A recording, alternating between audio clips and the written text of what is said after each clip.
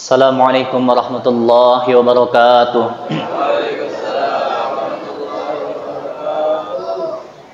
Innal hamdalillah nahmaduhu wa nasta'inuhu wa nastaghfiruh wa na'udzu billahi min shururi anfusina wa min sayyiati a'malina.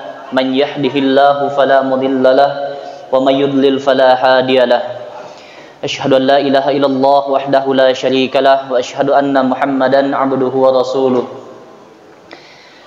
Pertama kita panjatkan puji syukur kita kepada Allah Subhanahu wa taala yang telah menjadikan kita salah satu dari sekian banyaknya hamba Allah di dunia ini, yang Allah gerakkan hati kita malam ini untuk dapat kita duduk bersama-sama, sujud bersama-sama, rukuk bersama-sama, menghambakan diri kepada Allah Subhanahu wa taala, melaksanakan salah satu sunnah yang dicontohkan oleh Nabi Muhammad sallallahu alaihi wasallam.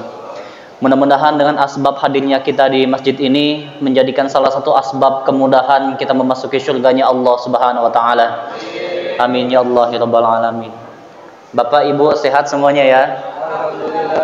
Alhamdulillah.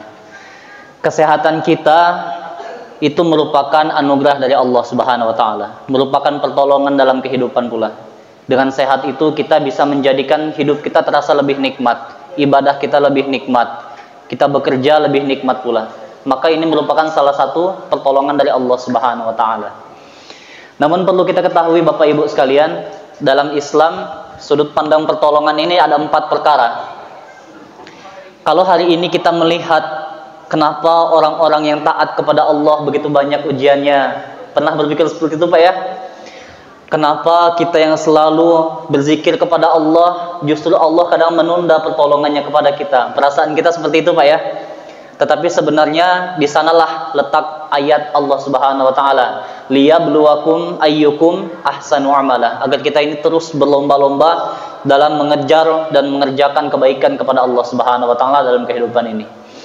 Maka dari itu Islam memberikan gambaran pertolongan dalam Islam itu ada beberapa perkara. Yang pertama ada yang disebut dengan irhas. Apa itu irhas Pak? Irhas itu pertolongan dari Allah Subhanahu wa taala yang diturunkan khusus kepada calon nabi. Contohnya ketika Nabi Isa masih kecil, masih bayi, beliau bisa berkata, dan itu diabadikan dalam Al-Qur'an.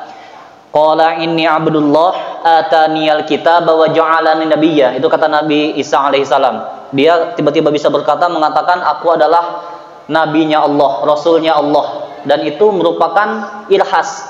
Karena ketika kecil itu Nabi Isa belum menjadi seorang nabi.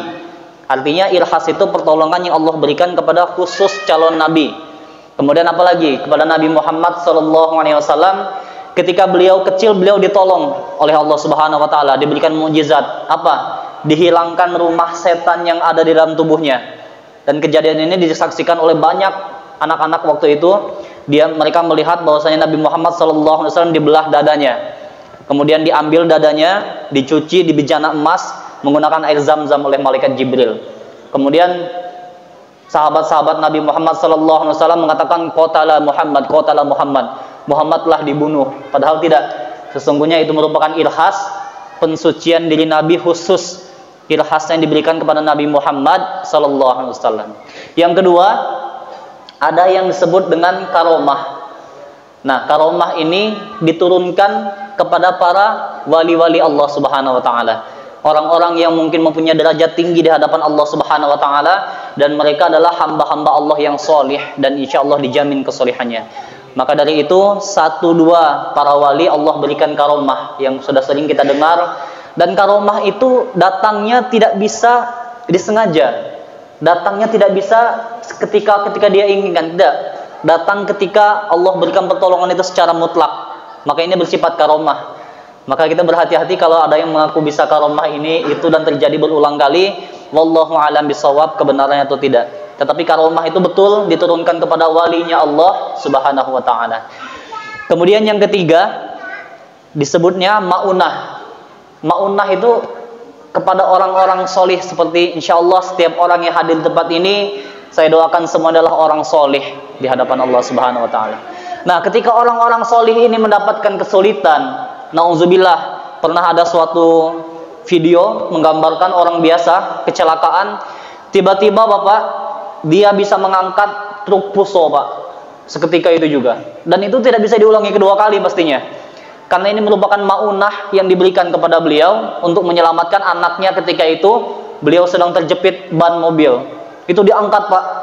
Dan ini masih terjadi, maunah itu terjadi kepada setiap hamba Allah yang mendekatkan diri kepada Allah Subhanahu wa taala, dan sifatnya sama seperti karomah tadi, tidak bisa diulang, tidak bisa disengaja. Seandainya orang itu disuruh lagi ngangkat mobil, pasti tidak bisa Pak, karena pertolongan itu Allah berikan mutlak ketika keadaan itu dibutuhkan kepada orang-orang soleh. Begitu juga irsyad itu maunah yang diturunkan kepada orang-orang yang berfikir. Misalnya Bapak menghadapi permasalahan dalam kehidupan, tiba-tiba Bapak punya solusi, ya kan? Apalagi seorang pemimpin, imam-imam seperti ini mempunyai jalan intelektual pemikirannya untuk memecahkan masalah. Nah, itu merupakan maunah dari Allah Subhanahu wa taala. Kadangkala kita sudah berpikir mentok, kemudian tiba-tiba kita berzikir, kita minta pertolongan pada Allah, bagaimana ya Allah? Akhirnya Allah berikan pemikiran pada kita kan, bahwasanya kita harus mengerjakan ini agar kita keluar daripada permasalahan ini. Nah, ini merupakan maunah dari Allah Subhanahu wa taala. Begitu juga insting nalar seorang ibu. Kadang-kadang ibu itu mempunyai intelektual yang di luar nalar Pak. Instingnya itu, naluriah seorang ibunya itu merupakan maunah yang diturunkan Allah Subhanahu wa taala untuk menerapkan sifat rahimnya Allah di dunia, di dalam hati seorang ibu. Maka ini merupakan maunah-maunah yang terjadi dalam kehidupan kita. Kemudian ada juga yang disebut dengan mukjizat. Nah, mukjizat ini yang paling sering kita dengarkan. Kalau ada keajaiban dalam kehidupan kita disebutnya mukjizat. Padahal sebenarnya Bapak Ibu, mukjizat merupakan khusus pertolongan yang Allah berikan kepada siapa? Kepada para nabi.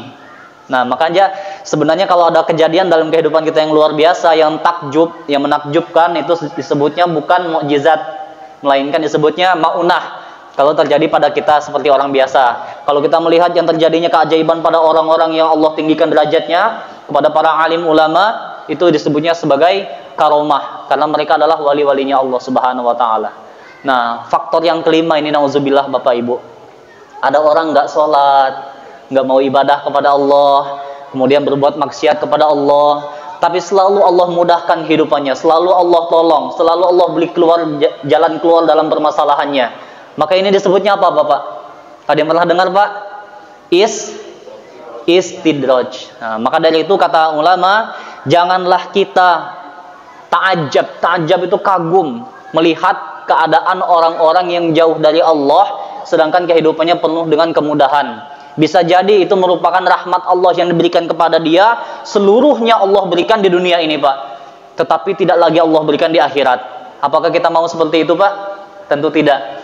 Maka dari itu Nabi menegaskan dalam suatu kalimat hadis yang sangat indah, ad-dunya sijnul mu'minin wa jannatul kafir. Sesungguhnya surga bagi orang-orang yang beriman adalah di akhirat.